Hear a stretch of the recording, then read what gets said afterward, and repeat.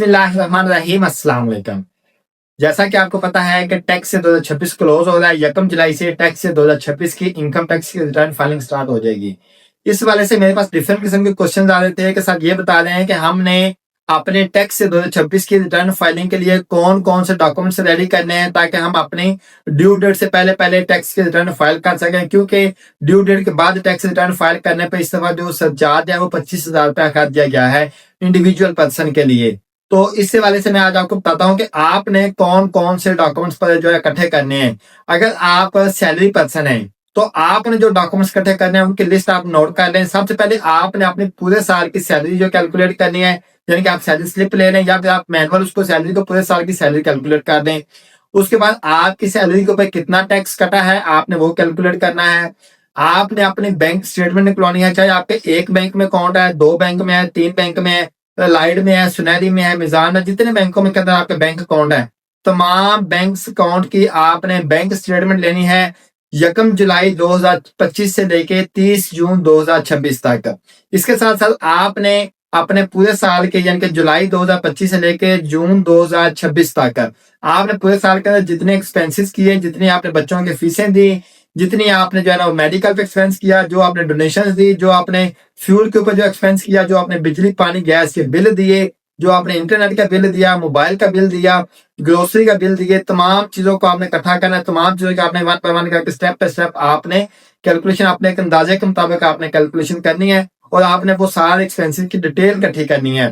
फिर अगर आपने ड्यूरिंग द ईयर यानी कि जुलाई 2025 से जून 2026 तक अगर आपने अपना कोई पहले वाला कोई एसेट्स है वो आपने सेल किया या फिर आपने कोई नया एसेट परचेज किया है। एसेट से बना दिया है कि अगर आपके पास कोई प्लाट था, प्रॉपर्टी थी, आपने वो को सेल कर दिया तो उसकी डिटेल आपने दे देनी है। फिर अगर आपने कोई नया प्लाट परचेज किया तो उसकी डिटेल आपने देनी है। कोई गाड़ी थी आपने वो सेल की या फिर कोई नई गाड़ी परचेज की उसकी डिटेल देनी है। मोटरसाइकिल, कार, कुछ भी आपने सेल या परचेज किया उसकी आपने पूरी प्रॉपर डिटेल देनी है।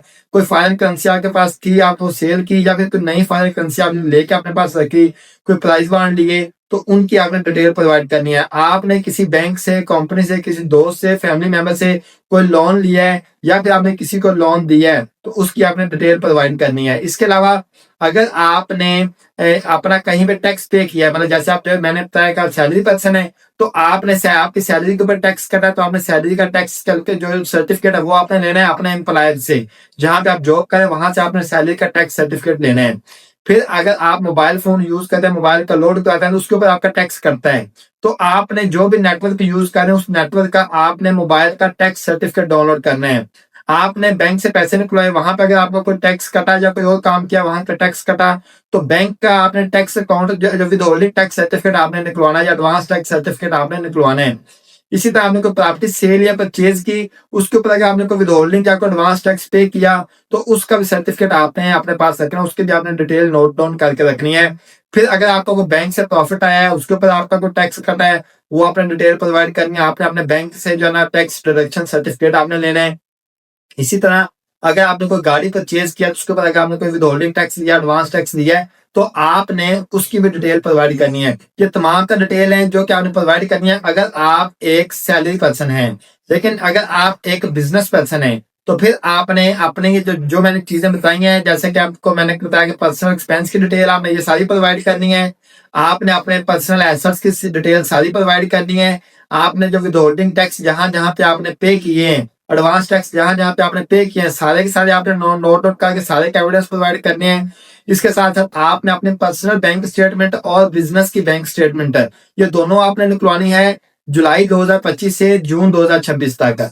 इसके साथ साथ फिर आपने एक डिटेल बना के देनी है कि आपने पूरे साल में जुलाई 25 से जून 2026 तक आपने अपने बिजनेस के अंदर कितनी इनकम जनरेट की, कितने पैसे कमाए बिजनेस से और फिर बिजनेस के कौन कौन से आपने एक्सपेंसेस किए। इसके साथ साथ आपने बिजनेस के लिए कौन कौन से नए एसेट्स बनाए, इन तमाम चीजों की आपने डिटेल प्रोवाइड करनी है। इसी तरह अगर आप फ्रीलांसर हैं तो उस सूरत में आपने सारी डिटेल वैसे ही प्रोवाइड करनी है जैसे मैंने टैक्स के सर्टिफिकेट बोला है, पर्सनल एक्सपेंसेस बोला है, आपको पर्सनल एसेट्स बोला है, उनके साथ डिटेल आपने वैसे ही सारी प्रोवाइड करनी है।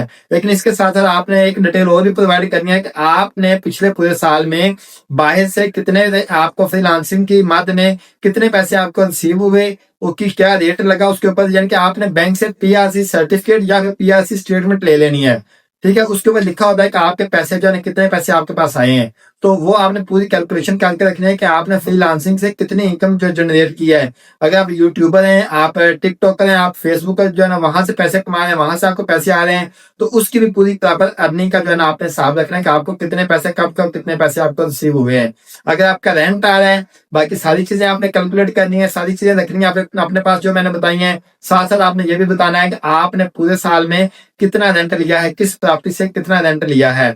ये तमाम का डिटेल्स हैं, ये तमाम का डॉक्यूमेंट्स हैं जो कि आपने प्रोवाइड करने हैं 1 जुलाई 2026 के बाद 30 सितंबर 2026 से पहले पहले, यानी कि 3 महीने के अंदर अंदर आपने अपना ये डाटा इकट्ठा करना है। इकट्ठा करके हमें व्हाट्सएप पे भिजवा देना है, ताकि आपकी जो इनकम टैक्स की रिटर्न है वो ड्यू डेट से पहले पहले फाइल कर दी जाए। अस्सलाम वालेकुम।